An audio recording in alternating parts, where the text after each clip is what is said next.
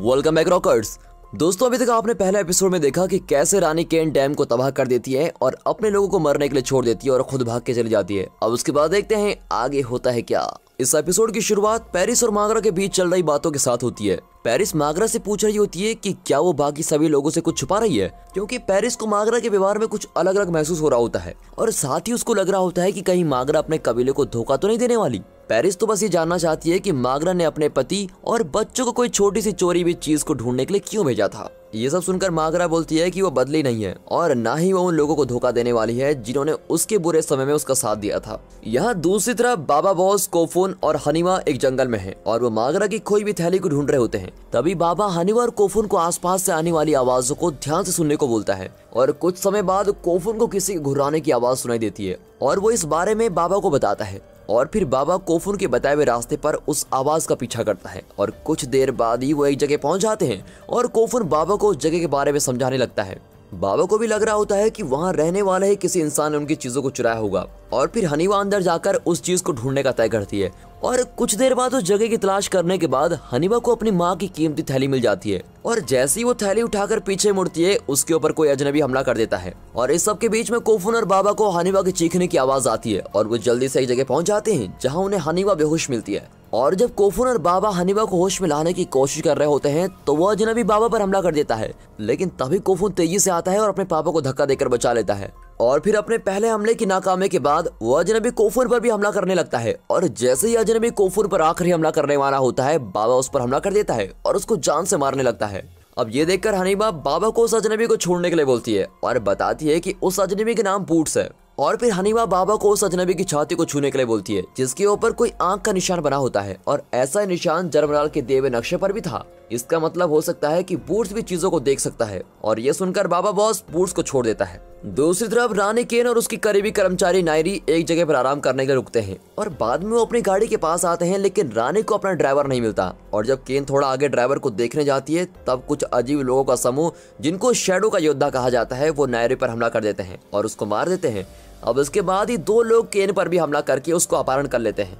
आगे दिखाते हैं कि हनीवा कोफुन और बाबा के साथ बूट्स एक जगह पहुंच जाता है जहां मागरा और पेरिस उनका इंतजार कर रहे होते हैं। हनीवा तभी अपनी माँ की कीमती थैली उसको पकड़ा देती है और पेरिस को महसूस होता है कि उसके आसपास 4 लोगों से ज्यादा लोग हैं और फिर वो हनीवा से इस बारे में पूछती है। हनीवा बताती है कि नए सदस्य का नाम बूट्स है और वो भी जर्मनाल का ही बेटा है। फिर वो सभी को बूट्स को उनके साथ रहने के लिए मना लेती है और बूट्स भी बोलता है और सभी को विश्वास दिलाने की कोशिश करता है कि वो उनकी किसी तरह मदद करना चाहता है। फिर मागरा कुछ समय तक इस बारे में सोचती है और आखिर में बूट्स के उनके साथ रहने के लिए मान जाती है। अब दिखाते हैं कि रानी केन को एक जगह ले जाया जाता है जहाँ पर रेशम बनाई जाती है और उस जगह को कीड़ों का शहर के नाम से जाना जाता है और फिर शैडो वाले योद्धा केन को उसके सरदार कटर के पास लेके जाते हैं। कटर रानी को एक नौकर की तरह रखना चाहता है और रानी की असली पहचान का ना जानते हुए कटर केन को जबरदस्ती अपना गुलाम बना लेता है। अब इस सब से तंग होकर रानी कटर को धमकी देती है और बोलती है ये सब कर वो बहुत ही बड़ी गलती कर रहा है और ये सब सुनकर कटर गुस्सा हो जाता है और वो केन के गले में एक रस्सी को बांध देता है। कटर केन को बोलता है कि अगर उसने कभी भी यहाँ से भागने की कोशिश की तो उसको बहुत ही बुरे परिणाम भुगतने पड़ेंगे।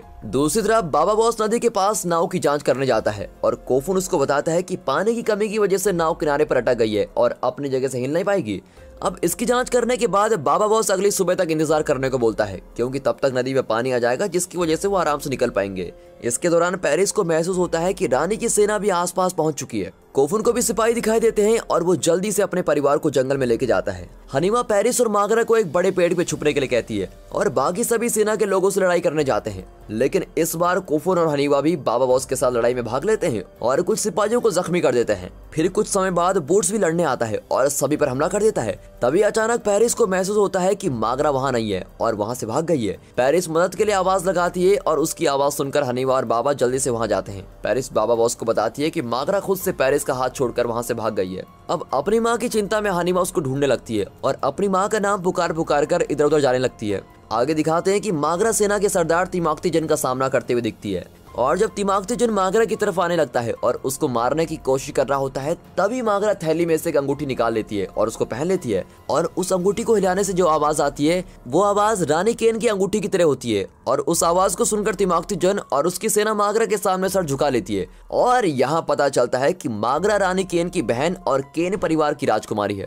दूसरी तरफ जंगल में बाबा बॉस रानी के सिपाहियों से पूरी तरह लड़ रहा होता है जब वो तिमाकती जुन के बहुत से सैनिकों को मार देता है, फिर बूट्स उसके पास आता है। वो बताता है कि उसने सेना के सरदार को मागरा को मारते हुए देखा। शुरू में बाबा उसकी बात का विश्वास नहीं करता, लेकिन जब बूट्स उसको मागरा की कीमती थैली देता है, उसको ये सब सच मानना ही पड़ता है। फिर वो बाकी सभी लोगों को अपना सफर जारी रखने को बोलता है। बूट्स बोलता है कि उसको जंगल के बारे में अच्छे से पता है और उसको उसके पीछे आना चाहिए। अब उनके पास कोई ऑप्शन नहीं होता, इसीलिए बाबा और सभी लोगों को उसके पीछे जाना ही पड़ता है। अब आगे तिमाकती जुन मागरा से बातचीत करने आता है। तिमाकती मागरा से उसके पिछले समय के बारे में और साथ ही वो कैसे अभी तक जिंदा है इस बारे में पूछने लगता है।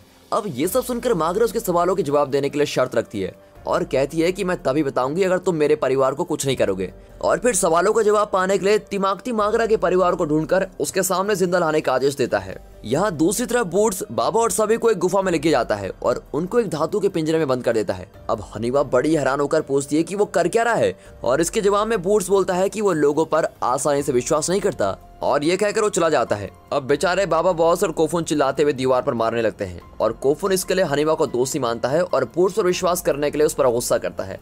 फिर अचानक पिंजरा नीचे जाने लगता है और सभी डर जाते हैं कि ये हो क्या रहा है।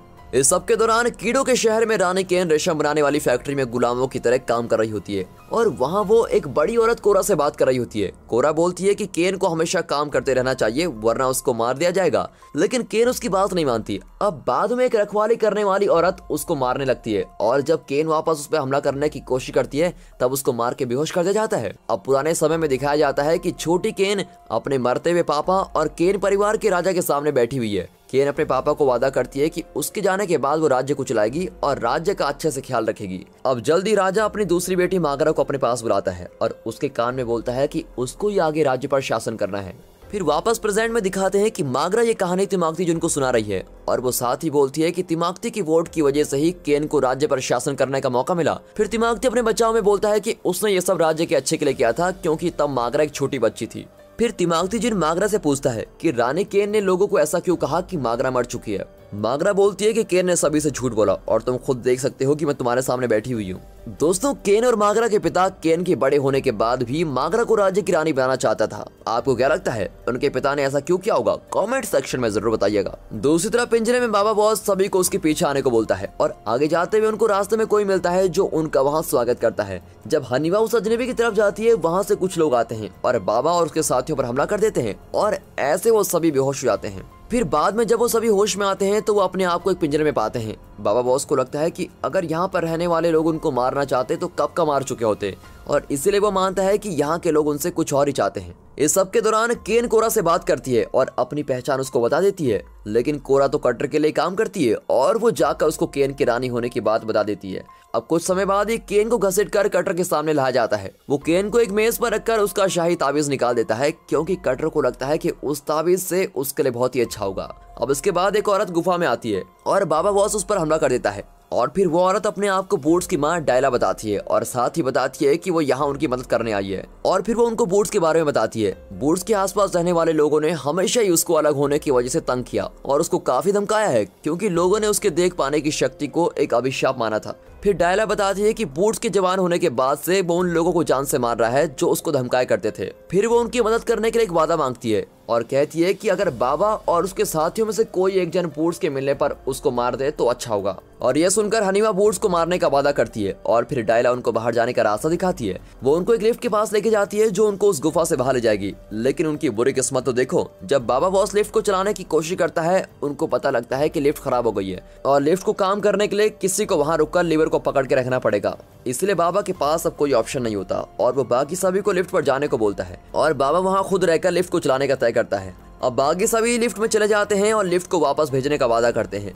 लेकिन गुफा में रहने वाले लोगों को उनके भागने का पता लग जाता है और बाबा बॉस पर हमला कर दिया जाता है। और फिर बाबा बॉस सभी को हरा देता है और अपने साथियों को सही सलामत गुफा से बाहर निकाल देता है। लेकिन जब हनीबा और कोफुन लिफ्ट को नीचे भेजने की कोशिश करते हैं तभी लिफ्ट की डोर टूट जाती है और लिफ्ट जोर से नीचे गिरती है और फिर नीचे सभी लोगों को हराने के बाद बाबा बॉस लिफ्ट के लिए बनी जगह से पत्थरों के सहारे ऊपर चढ़ता है और फिर बहुत ही मुश्किलों और कोफुन हनीबा की मदद से वो गुफा से बाहर जिंदा निकल पाता है और अब बिना समय को बेकार किए सभी जंगल से अपने सफर पर निकल पड़ते हैं। इस सब के दौरान बूट्स को तिमाकती की सेना के आदमियों ने पकड़ लिया है और उसको मागरा के पास ले जाया जाता है। मागरा उसकी जान बचाना चाहती है और इसके लिए वो बूट्स को अपने परिवार का हिस्सा बोलती है और फिर वो तिमाकती को उन दोनों को अकेला छोड़ने के लिए बोलती है। और जब सभी लोग चले जाते हैं, मागरा बूट्स से अपने परिवार के बारे में पूछती है, लेकिन बूट्स उसे झूठ बोलता है कि उसने उसके परिवार को कहीं नहीं देखा और वो भी उन सभी को ही ढूंढ रहा है।